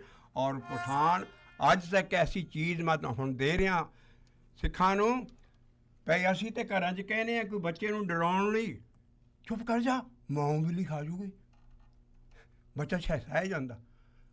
ਆ ਮੈਂ ਉਹ ਲਫ਼ਜ਼ ਐਗਜ਼ੈਕਟ ਉਸ ਦੇਸ਼ 'ਚ ਜਾ ਕੇ ਆਇਆ, ਉਹ ਕਹਿੰਦੇ ਸੀ ਚੁੱਪ ਸ਼ਹਿ ਹਰੀਆ ਰਾਗੂ ਨੇ ਪਰ ਤੂੰ ਚੁੱਪ ਕਰ ਜਾ ਨਹੀਂ ਤੇ ਹਰੀਆ ਫੜ ਕੇ ਲੈ ਜੂ ਨਾਲ। ਚੁੱਪ ਸ਼ਾਇ ਹਰੀਆ ਰਾਗੂ ਲੈ ਤੋ ਸਾਰੀਆਂ ਮਤਲਬ ਇਹ ਉਹ ਚੀਜ਼ ਸੀ ਵੀ ਜਿੰਨੇ ਵੀ ਸ਼ਾਹ ਰਾਜੇ ਨਾਕੇਬੰਦ ਕੀਤੇ। ਔਰ ਉਹਨਾਂ ਦਾ ਮਹਾਰਾਜ ਨੇ ਕਿਹਾ ਭਈ ਜਹ ਰਾਜੇ ਸ਼ਾਹ ਅਮੀਰਾਂ ਨੇ ਹੋਵੇ ਸਭ ਸ਼ਾਰਾ ਜੈ ਰਾਜੇ ਸ਼ਾਹ ਅਮੀਰਾਂ ਨੇ ਹੋਵੇ ਸਭ ਸ਼ਾਰਾ। ਹਜ਼ਾਰਾਂ ਸਿੰਘ ਇਕੱਠੇ ਨਾਮ ਜਪਦੇ ਸੀ ਔਰ ਘੋੜਿਆਂ ਤੇ ਸਵਾਰ ਹੋ ਕੇ ਉਹ ਅੱਗੇ ਚੀਜ਼ ਆ ਰਹੀ ਹੈ। ਫਿਰ ਸਮਝ ਕਰਿਆ ਸੀ ਸੀ ਚਮਚਾ ਕੋ ਕਾਂਪੇ ਗਿਰਦਾਰਾ ਆ ਜਿਹੜੇ ਗਏ ਹੈ ਸੀ ਚਮਚਾ ਕੋ ਕਾਂਪੇ ਗਿਰਦਾਰਾ ਸਭ ਧਰਤੀ ਹਲ ਚੱਲ ਪਈ ਚਲਦੇ ਖਰਦਾਰਾ ਸਭ ਧਰਤੀ ਹਲ ਚੱਲ ਹੋਈ ਸਾਡੇ ਘਰਵਾਰਾ ਸਿਰ ਤੁਮ ਤਕਲੀ ਮੈਂ ਖਪਿਓ ਸੰਸਾਰਾ ਐਸੇ ਬੰਦ ਕਰੇ ਸਮੇਂ ਖਪਿਓ ਸੰਸਾਰਾ ਐ ਬਿਨ ਸਤਿਗੁਰ ਕੋਈ ਹੈ ਨਹੀਂ ਸਖਤ ਤਨਹਾਰਾ ਐਸੇ ਖੜਗ ਦਿਖਾਈਏ ਸੋ ਸਕੇ ਨ ਦਿਲਾ ਜੈ ਐਸੇ ਖੜਗ ਦਿਖਾਈਏ ਸੋ ਸਕੇ ਨ ਦਿਲਾ ਗੋਬਿੰਦ ਸਿੰਘ ਆਪੇ ਗੁਰ ਚੇਲਾ ਗੋਬਿੰਦ ਸਿੰਘ ਆਪੇ ਗੁਰ ਚੇਲਾ। ਜਿਹੜੀ ਖੜਗ ਸੀ ਗੁਰੂ ਗੋਬਿੰਦ ਸਿੰਘ ਸਾਹਿਬ ਆਪ ਲਿਖਦੇ ਨੇ ਉਹਦੀ ਵਡਿਆਈ ਖਗ ਖੰਡ ਬਹੰਡੰ ਖਲਦਲ ਖੰਡੰ ਅਤਰਨ ਪੰਡੰ ਵਰ ਪੰਡੰ ਪੁਜਦੰਜ ਖੰਡੰ ਤੇਜ ਪ੍ਰਚੰਡੰ ਜੋਤ ਅਮੰਡੰ ਭਾਪਰਣੰ ਸੁਖ ਸੰਤਾਂ ਕਰਣੰ ਦੁਰਮਤ ਦਰਣੰ ਕੇਲਵੇ ਖਾਰਣੰ ਅਸਰਣੰ ਜੈ ਜੈ ਜੈ ਜਕਾਰਨ श्रेष्ठ उबारण मम प्रतिपारण जय तेगन। तो ऐसे खड़े ऐसे खड़ग दिखाइए को सके न दिला ऐसे खड़ग दिखाइए को सके न दिला गोविंद सिंह आपे गुर चला गोविंद सिंह आपे गुर चला। गुरु गोबिंद सिंह साहब ਨੂੰ ਵਾਹ ਵਾਹ ਕਿਉਂ ਕਿਹਾ? ਇੰਨਾ ਪਿਆਰ ਸੀ ਸਿੱਖਾਂ ਨੂੰ ਔਰ ਰਾਇਆਂ ਨੂੰ ਸਾਰੀ ਦੁਨੀਆ ਨੂੰ ਵੀ ਇਹ ਧੰਨ ਗੁਰੂ ਗੋਬਿੰਦ ਸਿੰਘ ਸਾਹਿਬ ਹੈ ਔਰ ਫਿਰ ਆਪ ਹੀ ਚੇਲਾ ਹੈ, ਪੰਜਾਂ ਕੋਲੋਂ ਆਪ ਹੀ ਲਿਆ। ਇੰਨੀ ਗਰੀਬੀ ਇਹਦੇ ਚ ਲੇਕਿਨ ਉਹਨੂੰ ਵਾਹ ਵਾਹ ਕਿਉਂ ਕਹਿੰਦੇ ਸੀ? ਮਹਾਰਾਜ ਨੇ ਲਿਖਿਆ ਹੈ, ਅਸੀਂ ਉਹਨਾਂ ਦੇ ਇੱਕ ਸਵਈਆ ਚੱਕਦੇ ਹਾਂ ਵੀ ਕਿੱਡਾ ਮੁਗਲੀਆ ਹਕੂਮਤ ਦੇ ਵਿੱਚ ਉਹ ਜਿਹੜਾ ਰੋਜ਼ ਰਹਿ ਰਸ ਤੋਂ ਬਾਅਦ ਅਸੀਂ ਸਵਈਆ ਪੜ੍ਹਦੇ ਹਾਂ, ਉਹ ਅਸੀਂ ਕਿਉਂ ਪੜ੍ਹਦੇ ਹਾਂ? ਇਹ ਗੁਰੂ ਗੋਬਿੰਦ ਸਿੰਘ ਸਾਹਿਬ ਜੀ ਨੇ ਤੋਰਿਆ ਹੈ।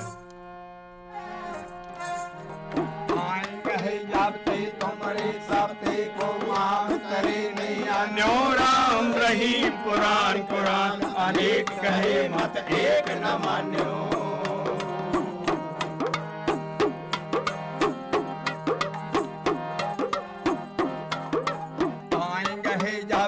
तुमरे सापे को आम करे नहीं आन्यो। राम रहीम पुराण कुरान अनेक कहे मत एक न मान्यो। सिमरत शास्त्र वेद सबे बहु भेद कहे हम एक न जानो। हरि अस्पान कृपा तुमरी कर मैं न कहो सब तो ही बखान्यो। ਦਸਮ ਪਾਤਸ਼ਾਹ ਸਵਈਆ ਨਿਤਨੇਮ ਦਾ ਬਣਾਤਾ ਵੀ ਜਦ ਹੈ ਅਕਾਲ ਪੁਰਖ ਜਦੋਂ ਮੈਂ ਤੇਰੇ ਪੈਰ ਫੜੇ ਸ਼ਬਦ ਰੂਪੀ ਪਾਏਂਗੇ ਹੈ ਜਬ ਤੇ ਤੁਮਰੇ। ਮੈਂ ਕਿਸੇ ਨੂੰ ਆਪਣੀ ਅੱਖ ਥੱਲੇ ਨਹੀਂ ਲਿਆਉਂਦਾ ਸਵਾਏ ਅਕਾਲ ਪੁਰਖ ਤੋਂ। ਕਹਾਵਤ ਹੈ ਆਮ ਵੀ ਜਿਹਦੀ ਸਿੱਧੀ ਮਿਨਿਸਟਰੀ ਉਤਲੇ ਪ੍ਰਾਈਮ ਮਿਨਿਸਟਰ ਨਾਲ ਯਾਰੀ ਹੋਵੇ ਉਹ ਰਾਹ ਦੇ ਠੜੇ ਠਾਣਾਦਾਰਾਂ ਨੂੰ ਕੀ ਸਮਝਦਾ ਹੈ? ਇਸ ਕਰਕੇ ਪਾਏਂਗੇ ਹੈ ਜਬ ਤੇ ਤੁਮਰੇ ਤਬ ਤੇ ਕੋ ਆਂਖ ਤਰੇ ਨਹੀਂ ਆਨੇ। ਮੈਂ ਕਿਸੇ ਨੂੰ ਅੱਖ ਥੱਲੇ ਨਹੀਂ ਆਉਂਦਾ ਪਰ ਸਿਮਰਤ ਸ਼ਾਸਤਰ ਵੇਦ ਸਭੇ ਜਿੰਨੀਆਂ ਰਿਲੀ ਕੁਰਾਨ ਕਿੰਨੀ ਕੱਟ ਰਹੇ ਉਸ ਹਕੂਮਤ ਦੇ ਵਿੱਚ। ਕਹਿੰਦਾ ਅਸੀਂ ਕੋਈ ਭੇਦ ਨਹੀਂ ਜਾਣਦੇ। ਮੈਂ ਅਸੀਂ ਕੀ ਕਰਦੇ ਹਾਂ? ਅਸੀਂ ਰੱਬ ਦੀ ਬੰਦਗੀ ਕਰਦੇ ਹਾਂ। ਪਾਏਂਗੇ ਹੈ ਜਬ ਤੇ ਤੁਮਰੇ ਤਬ ਤੇ ਕੋ ਆਂਖ ਤਰੇ ਨਹੀਂ ਆਨਿਓ ਰਾਮ ਰਹੀਮ। ਰਾਮ ਇਨਸਾਨ ਦਾ ਨਾਮ ਜਪ ਰਹੇ ਹੋ ਤੁਸੀਂ, ਉਧਰ ਰਹੀਮ ਹਜ਼ਰਤ ਸਾਹਿਬ ਨੂੰ ਮੰਨਦੇ ਸੀ, ਜਦ ਕਿ ਉਹ ਸਾਰਾ ਮੁਸਲਮਾਨ ਇੱਕ ਅੱਲਾ ਨੂੰ ਮੰਨਦਾ ਹੈ। ਹਜ਼ਰਤ ਸਾਹਿਬ ਪੈਗੰਬਰ ਹੈ, ਪੈਗਾਮ ਲਿਆਉਣ ਵਾਲੇ। ਇਸ ਕਰਕੇ ਰਾਮ ਰਹੀਮ ਕੁਰਾਨ ਅਨੇਕ ਕਹੇ ਮਤ ਇੱਕ ਨਾ ਮਾਨਿਓ। ਸਿਮਰਤ ਸ਼ਾਸਤਰ ਵੇਦ ਸਭੇ ਬਹੁ ਭੇਦ ਕੇ ਹਮ ਇੱਕ ਨਾ ਜਾਣਿਓ। ਸਾਡਾ ਕਾਹਦਾ ਵਿਸ਼ਵਾਸ ਹੈ? ਸਰੀਅ ਸਪਾਨ ਅਸਪ ਕਹਿੰਦੇ ਘੋੜੇ ਨੂੰ। ਰੋਜ਼ ਸਵਈਆ ਪੜ੍ਹਦੇ ਹੋ? ਦਸਮ ਪਾਤਸ਼ਾਹ ਆਸਿਕ ਸੀ ਘੋੜਿਆਂ ਦੀ। ਰਾਲਾ ਸਵਾਰ ਮਹਾਰਾਜ ਕਹਿੰਦੇ ਵੀ ਜੇ ਹੈ ਅਕਾਲ ਪੁਰਖ ਤੂੰ ਸਭ ਤੋਂ ਵਧੀਆ ਘੋੜੇ ਦਾ ਸਵਾਰ। ਸਰੀਅ ਸਪਾਨ ਕਿਰਪਾ ਤੂੰ ਮੇਰੀ ਕਰ। ਮੈਂ ਅਰਜਨ ਵਾਂਗੂ ਮੈਂ ਨਹੀਂ ਕਰਨੀ, ਮੈਂ ਤੂੰ ਹੀ ਕਰਨਾ। ਇਸ ਕਰਕੇ ਮੈਂ ਨਾ ਕਹੋ ਸਭ ਤੋਹੇ ਵਖਾਨਿਓ। ਤੋ ਆ ਸੀ ਗੁਰੂ ਗੋਬਿੰਦ ਸਿੰਘ ਸਾਹਿਬ। ਇੱਕ ਵਾਰੀ ਫੇਰ ਪੜ੍ਹ ਲਈ, ਵਾਹੋ ਵਾਹੋ ਗੋਬਿੰਦ ਸਿੰਘ ਆਪੇ ਗੁਰ ਚੇਲਾ। ਵਾਹੋ ਵਾਹੋ ਗੋਬਿੰਦ ਸਿੰਘ ਆਪੇ ਗੁਰ ਚੇਲਾ। ਹਰ ਕੀ ਦਿਖਾਏ ਕੋ ਸਕੇ ਨ ਚੇਲਾ। ਐਸੇ ਖੜਗ ਦਿਖਾਏ ਕੋ ਸਕੇ ਨ ਚੇਲਾ। ਵਾਹੋ ਵਾਹੋ ਗੋਬਿੰਦ ਸਿੰਘ ਆਪੇ ਗੁਰ ਚੇਲਾ। ਵਾਹੋ ਵਾਹੋ ਗੋਬਿੰਦ ਸਿੰਘ ਆਪੇ ਗੁਰ ਚੇਲਾ। ਆ ਸੀ ਗੁਰੂ ਗੋਬਿੰਦ ਸਿੰਘ ਸਾਹਿਬ ਜੀ ਦਾ ਮੂੰਹ ਮੱਥਾ। ਔਰ ਜਿਨ੍ਹਾਂ ਨੂੰ ਇੰਨੇ ਜੋਤ ਦੇ ਦਰਸ਼ਨ ਸੀ, ਉਹਨਾਂ ਨੇ ਆਪ ਲਿਖਿਆ, ਉਹਨਾਂ ਦੀ ਹਰ ਜ਼ਮੀਨ ਜ਼ਮਾਨ ਕੇ ਵਿਖੇ ਸਮਸਤ ਏਕ ਜੋਤ ਹੈ। ਨਾ ਘਾਟ ਹੈ ਨਾ ਬਾੜ ਹੈ, ਨਾ ਘਾਟ ਬਾੜ ਹੋਤ ਹੈ। ਇਸ ਕਰਕੇ ਮਹਾਰਾਜ ਨੇ ਸਵਈਆ ਦਿੱਤਾ ਵੀ ਅਸੀਂ ਨਿੰਦਿਆ ਨਹੀਂ ਕਰਦੇ ਕਿਸੇ ਦੀ, ਲੇਕਿਨ ਗੁਰੂ ਮਹਾਰਾਜ ਦੀ ਉਡਾਰੀ ਦੇਖੋ ਵੀ ਮੈਂ ਅਰਜਨ ਵਾਂਗੂ ਇਹ ਨਹੀਂ ਕਹਿਣਾ। ਗੀਤਾ ਵੀ ਹੇ ਅਰਜਨ, ਕ੍ਰਿਸ਼ਨ ਮਹਾਰਾਜ ਕਹਿੰਦੇ ਵੀ ਮੈਂ ਹੀ ਹਾਂ, ਮੈਂ ਹੀ ਬਾਰ ਆਉਣਾ, ਮੈਂ ਹੂੰ ਸਭ ਕੁਛ ਹੈ। ਮਹਾਰਾਜ ਕਿਹਾ ਵੀ ਮੈਂ ਨਹੀਂ ਕਹਿਣਾ, ਕਿਉਂਕਿ ਭਗਤ ਬਾਣੀ ਹੈ ਸਾਰੀ ਭਗਤੀ ਮਾਰਗ ਆ। ਉਹਨਾਂ ਨੇ ਤੂੰ ਕੀਤੀ, ਇਸ ਕਰਕੇ ਕਿਹਾ ਵੀ ਮੈਂ ਨਾ ਕਹੋ ਸਭ ਤੋਂ ਹੀ ਵਿਖਾਨਿਓ। ਇੱਕ ਵਾਰੀ ਫੇਰ ਇਹ ਸਵਈਆ ਜਿਹੜਾ ਉਹਦਾ ਦਾ ਮੈਂ ਨਾ ਸਮਝ ਕੇ ਫੇਰ ਵਡਿਆਈ ਦੱਸੋ ਮਹਾਰਾਜ ਜੀ।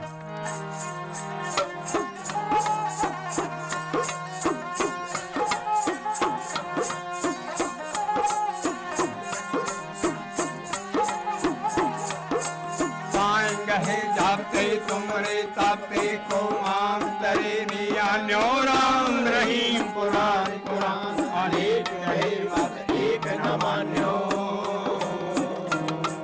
ये सिमरत शास्त्र वेद सवे बहु भेद कहे हम एक न जान्यो। श्री असपान कृपा तुम्हारी कर मैं न कहो सब तो ही बखान्यो। ਅਸਮਾਨ ਕੋ ਸਵਾਰ ਕਾਲ ਪੁਰਖ ਨੂੰ ਕਿਹਾ, ਉਸ ਤੋਂ ਬਾਅਦ ਉਹਨਾਂ ਨੇ ਲਿਖਿਆ ਚੁਕਾਰਦ ਹਮਾ ਹੀਲਤੇ ਦਰਗੁਜ਼ਸ਼ਤ। ਇਹ ਉਹ ਲਫ਼ਜ਼ ਨੇ। ਅਸੀਂ ਜ਼ਫਰਨਾਮਾ ਹੁਣ ਲੈਣ ਲੱਗੇ, ਥੋੜ੍ਹੇ ਜਿਹੇ ਲਫ਼ਜ਼ ਤਾਂ ਬਾਹੋ ਗੋਬਿੰਦ ਸਿੰਘ ਦੁਨੀਆ ਕਰਨ ਲੱਗ ਪਈ ਸੀ। ਉਹਨਾਂ ਨੇ ਕਿਹਾ ਚੁਕਾਰਦ ਹਮਾ ਹੀਲਤੇ ਦਰਗੁਜ਼ਸ਼ਤ ਹਲਾਰਸਤ ਬੁਰਦਨ ਦਾ ਸ਼ਮਸ਼ੀਰੇ ਜਸਤ। ਜਿਸ ਵੇਲੇ ਦੁਸ਼ਮਣ ਕਿਸੇ ਵੀ ਹੀਲੇ ਬਹਾਨੇ ਨਾ ਮੰਨੇ ਨਾ ਔਰ ਸਿੱਧਾ ਨਾ ਹੋਵੇ, ਉਹਨੂੰ ਮੂਰਖ ਨੂੰ ਮੂਰਖ ਦੀ ਬੋਲੀ 'ਚ ਸਮਝਾਉਣਾ ਪੈਂਦਾ। ਕਿਉਂਕਿ ਜਿਹੜੀ ਤਲਵਾਰ 6ਵੀਂ ਪਾਤਸ਼ਾਹੀ ਔਰ 10ਵੇਂ ਪਾਤਸ਼ਾਹ ਨੇ ਫੜੀ, ਉਹਦਾ ਲੋਹਾ ਬਾਬੇ ਨਾਨਕ ਨੇ ਘੜਿਆ ਸੀ। ਔਰ ਉਹਨਾਂ ਆਪਣੀ ਦਿੱਤੀ ਵੀ ਮੂਰਖ ਗੰਢ ਪਵੇ ਮੂੰਹ ਮਾਰ, ਸਿਫਤੀ ਗੰਢ ਪਵੇ ਦਰਬਾਰ। ਮੂਰਖ ਨੂੰ ਮੂਰਖ ਦੀ ਬੋਲੀ 'ਚ ਬੋਲਣਾ ਪੈਣਾ। ਔਰ ਇਹਨਾਂ ਦੋਵਾਂ ਗੁਰਾਂ ਨੂੰ ਤਾਂ ਤਲਵਾਰ ਚੱਕਣੀ ਪਈ ਜਦੋਂ ਸਾਰੇ ਹਿੰਦੇ ਬਹਾਨੇ ਖਤਮ ਹੋ ਜਾਏ। ਉਸ ਵੇਲੇ ਫਿਰ ਤਲਵਾਰ ਦੇ ਕਬਜ਼ੇ 'ਤੇ ਹੱਥ ਰੱਖਣਾ ਹਲਾਲ ਹੈ, ਜਾਇਜ਼ ਹੈ। ਚੁਕਾਰਦ ਹਮਾ ਹੀਲ ਤੇ ਦਰਗੁਜ਼ਸ਼ਤ ਹਲਾਲਸਤ ਬੁਰਦਨ ਮੈਂ ਸ਼ਮਸ਼ੀਰੇ ਦਸਤ। ਔਰੰਗਜ਼ੇਬ ਨੂੰ ਵਿਕਟਰੀ ਲੈਟਰ ਲਿਖ ਰਿਹਾ ਜ਼ਫਰਨਾਮਾ ਹੈ। ਔਰੰਗਜ਼ੇਬ ਸਮਝਣ ਦੀ ਕੋਸ਼ਿਸ਼ ਕਰ, ਮੈਂ ਕੋਈ ਲੜਨ ਪੈਣ ਨਹੀਂ ਆਇਆ, ਮੈਂ ਫਕੀਰ ਹਾਂ, ਕਿਉਂ ਪਬਲਿਕ में ਰੋਣਾ ਤੂੰ?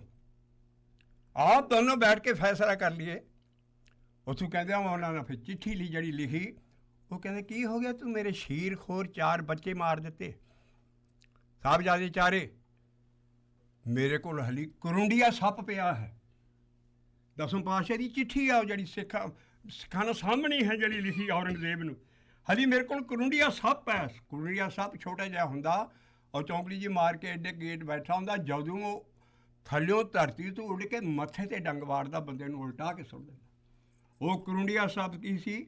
ਆ ਬਾਹਰ 'ਚ ਦੱਸ ਦੇ, ਇਹ ਉਪਜੇ ਸਿੰਘ ਭੁਜੰਗੀਏ ਨੀਲੰਬਰ ਤਾਰਾ। ਉਪਜੇ ਸਿੰਘ ਭੁਜੰਗੀਏ ਨੀਲੰਬਰ ऐसे सिंह मैं पैदा करूंगा, एक कौम कैसी पैदा हो रही है। औरंगजेब ने लिखा मैं तेरे पैरों थले अंगियार रख दांगा और तू मार नहीं सकेगा चैन ना। ਉਹ ਸਿੰਘ ਜਿਨ੍ਹਾਂ ਨੇ ਵਾਰ ਰਚੀ ਹੈ ਉਦੋਂ ਤੁਸੀਂ ਦੇਖੋ ਕਿ ਸਾਰੀ ਚੀਜ਼ ਲਿਖੀ ਔਰ ਮਹਾਰਾਜ ਨੇ ਕਿਹਾ ਵੀ ਤੂੰ ਪਹਾੜੀ ਰਾਜਿਆਂ ਦੀਆਂ ਅਰਜ਼ੀਆਂ ਸੁਣ ਕੇ ਤੇ ਢੇਰ ਲਾ ਕੇ ਤੇ ਮੈਨੂੰ ਕਹਿਣਾ ਇੱਕ ਪਹਾੜੀ ਰਾਜਾ ਕਿਉਂ ਬੁੱਤ ਪ੍ਰਸਤਨ ਕੇ ਮਨ ਬੁੱਤ ਸ਼ਿਕਨ, ਇਹ ਬੁੱਤਾਂ ਨੂੰ ਪੂਜਣ ਵਾਲੇ ਹੈ, ਮੈਂ ਬੁੱਤਾਂ ਨੂੰ ਤੋੜਨ ਵਾਲਾ। ਇਸ ਵੇਲੇ ਸਾਰੀ ਸਿੱਖ ਕੌਮ ਹੀ ਬੁੱਤ ਪ੍ਰਸਤੀ ਜਾ ਰਹੀ ਹੈ। ਵਾਹ ਵਾਹ ਵਾਹ ਵਾਹ। ਸਾਰੀ ਕੌਮ ਅਦਬ ਦੀ ਆੜ ਦੇ ਵਿੱਚ ਬੁੱਤ ਪ੍ਰਸਤੀ ਕਰ ਰਹੀ ਹੈ। ਅਸੀਂ ਕਹਿਣਾ ਨਹੀਂ ਹੈ ਅਗਿਆਨਤਾ 'ਚ ਹੋ ਜਾਂਦਾ ਸਾਰਾ ਕੁਝ, ਲੇਕਿਨ ਅਦਬ ਦੀ ਆੜ 'ਚ ਬੁੱਤ ਪ੍ਰਸਤੀ ਨਹੀਂ ਕਰਨੀ ਚਾਹੀਦੀ। ਗੁਰੂ ਮਹਾਰਾਜ ਦਾ ਹੁਕਮ ਹੈ ਕਿ ਉਹ ਬੁੱਤ ਪ੍ਰਸਤਨ ਕੇ ਮਨ ਬੁੱਤ ਸ਼ਿਕਨ, ਇਹ ਪਹਾੜੀ ਰਾਜੇ ਬੁੱਤਾਂ ਨੂੰ ਪੂਜਣ ਵਾਲੇ ਹੈ। ਉਸ ਵੇਲੇ ਸਿੱਖ ਸਾਰੇ ਕਹਿੰਦੇ ਅਸੀਂ ਬੁੱਤਾਂ ਨੂੰ ਤੋੜਨ ਵਾਲੇ ਹਾਂ, ਬੁੱਤ ਪ੍ਰਸਤੀ ਨਹੀਂ ਸੀ। ਇਸ ਕਰਕੇ ਉਹਨਾਂ ਨਾਲ ਇਹ ਲਫ਼ਜ਼ ਜ਼ਫ਼ਰਨਾਮੇ ਦੇ ਸਾਰੇ ਐਸਾ ਲਿਖਿਆ ਜਿਹੜਾ ਕਿ ਔਰੰਗਜ਼ੇਬ ਉਹ ਖਤ ਪੜ੍ਹਦਾ ਹੀ ਮਰ ਗਿਆ ਸੀ, ਲੇਕਿਨ ਉਹਨਾਂ ਨਾਲ ਵੰਗਾਰ ਜਿਹੜੀ ਦਿੱਤੀ ਸਾਡੇ ਰੋਜ਼ ਦੇ ਸਵਈਆਂ 'ਚ, ਔਰ ਉਸ ਤੋਂ ਬਾਅਦ ਉਹਨਾਂ ਨਾਲ ਫਿਰ ਐਸੀ ਵਾਰ ਦੇ ਵਿੱਚ ਐਸੇ ਆਪਣੀ ਜਿਹੜੀ ਅਸਲ ਬਾਣੀ ਉਹਨਾਂ ਦੀ ਉਹ ਅਸੀਂ ਥੋੜ੍ਹਾ ਜਿਹਾ ਉਹਦਾ ਹੋਰ ਪੁੱਲ ਖੋਲ੍ਹਦੇ, ਬਾਕੀ ਅਗਲੀਆਂ ਵਾਰਾਂ 'ਚ ਅਸੀਂ ਖੋਲ੍ਹਦੇ ਰਹਾਂਗੇ ਵੀ ਦਸਮ ਪਾਤਸ਼ਾਹ ਨੂੰ ਆਹ ਕਿਉਂ ਕਹਿੰਦੇ ਸੀ ਇਹ ਵਾਹ ਵਾਹ ਗੋਬਿੰਦ ਸਿੰਘ ਆਪੇ ਗੁਰ ਚੇਲਾ, ਵਾਹ ਵਾਹ ਗੋਬਿੰਦ ਸਿੰਘ ਆਪੇ ਗੁਰ ਚੇਲਾ। ਐਸਾ ਸਵਈਆ ਸਾਨੂੰ ਗਲਤ ਅਰਥ ਦੱਸ ਰਹੇ ਨੇ।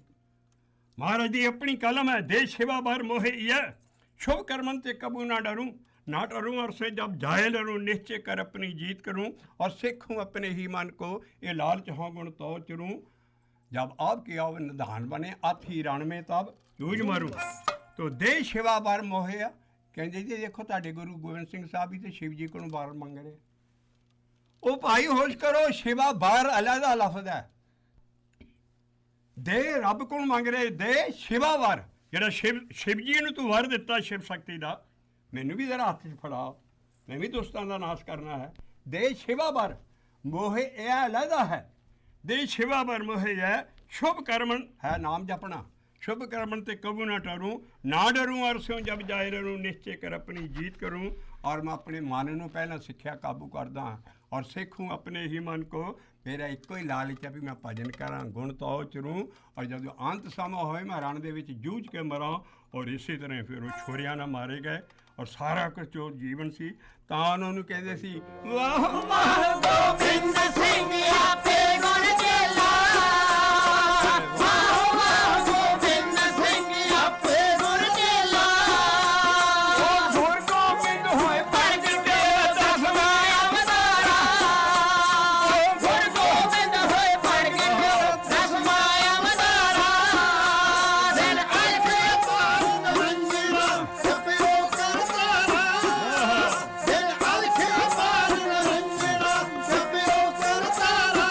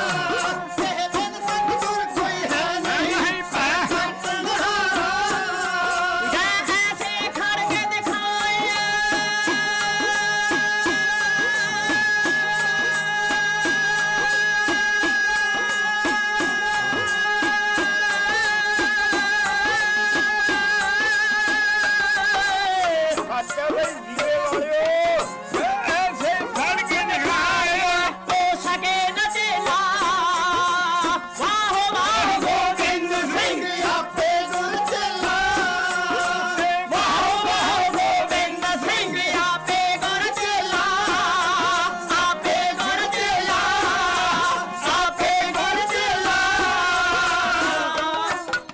ਵਾਹਿਗੁਰੂ ਜੀ ਕਾ ਖਾਲਸਾ ਵਾਹਿਗੁਰੂ ਜੀ ਕੀ ਫਤਿਹ।